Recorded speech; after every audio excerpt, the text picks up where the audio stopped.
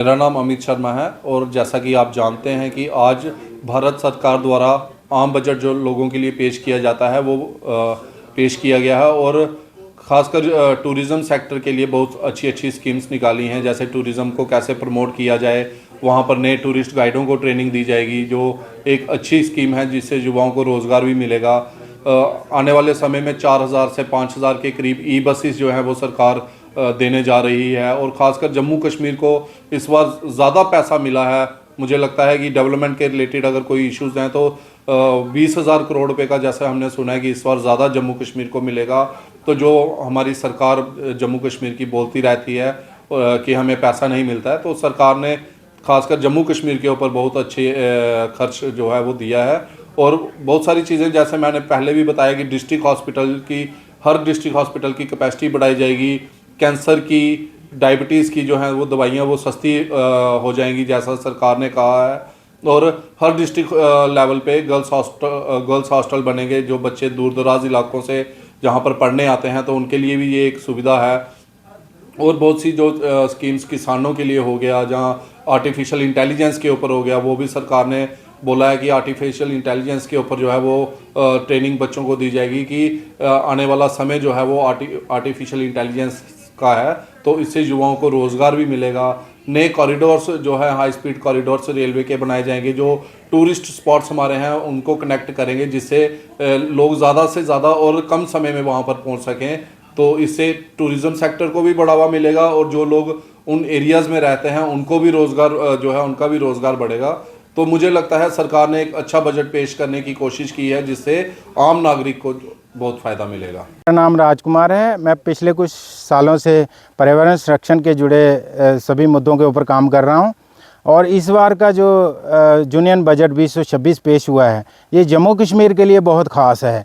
ख़ास इसलिए कि पर्यावरण और प्रकृति संरक्षण के साथ साथ जो क्षेत्र में इको फ्रेंडली माउंटेन ट्रेल विकसित करने का फैसला लिया गया है, ये बहुत ख़ास है।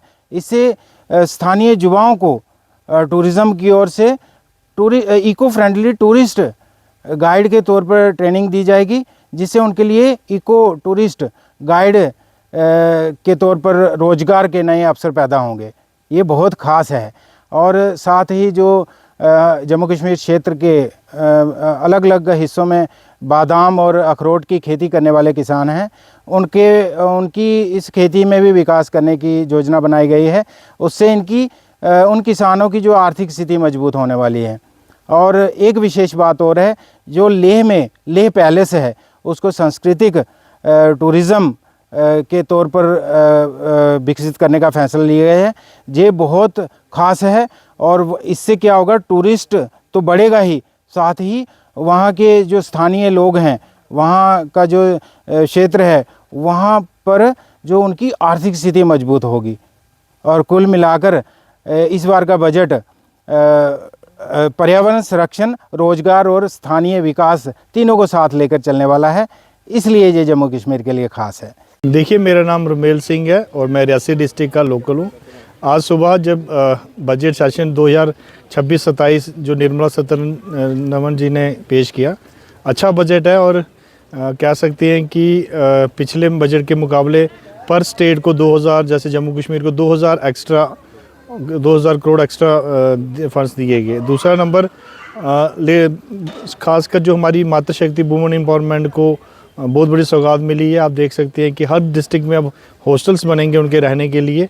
उसी के साथ शीप मार्ट जो कहते हैं कि उनके लिए बड़े बड़े मार्ट्स की कह रहे हैं कि व्यवस्था की जा रही है। तीसरा, टूरिज़्म सेक्टर को ध्यान में रखकर जो हमारी एक जम्मू कश्मीर की भी डिमांड रही है, अब 10,000 टूरिस्ट गाइडों को ट्रेनिंग दी जाएगी और 20 नए स्पॉट जिनको बड़ा ही कहते हैं कि आधुनिक तरीके से उनकी सजावट की जाएगी, पूरा इंफ्रास्ट्रक्चर खर्चा दिया जाएगा।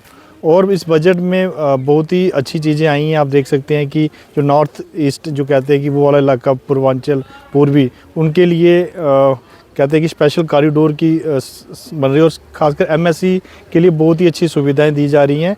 कहते हैं कि एआई, जो मुझे सबसे अच्छा लगा, क्योंकि आज टेक्नोलॉजी का ज़माना है और जो दूसरे देश हमसे काफ़ी आगे हैं, उसको देखते हुए एआई के लिए एक स्पेशल मॉडल तैयार करने के लिए सीतारमण जी ने एक बहुत ही अच्छा एक प्रोजेक्ट लोगों के सामने रखा और आने वाले दिनों में इसका बहुत ही बड़ा फ़ायदा होना है। खासकर जो कृषि कह सकते हैं कि हमारे किसानों के लिए बहुत ही अच्छा, और टैक्स जो था कि पिछली जैसा है वैसा ही उन्होंने, कोई इसमें इन्होंने इंक्रीजमेंट नहीं की, और आने वाले दिन में ये गरीब लोगों के लिए अच्छा सेटअप होगा। बीच में क्या था कि हमें जैसे यूथ के लिए एम्पावरमेंट के लिए जो हमारी पहले से डिमांड्स रहती थी कि छोटे लेवल पे जो इंडस्ट्रियल सेटअप, और मैं कह रहा हूँ कि भारत सरकार ने इसके ऊपर भी पहल की, उन्होंने ये इन चीज़ों पे भी गौर करने का, खासकर जो हमारा ग्रामीण गरीब तबका है उसको आने वाले दिन में बहुत ही रियायत देने का उन्होंने घोषणा की है।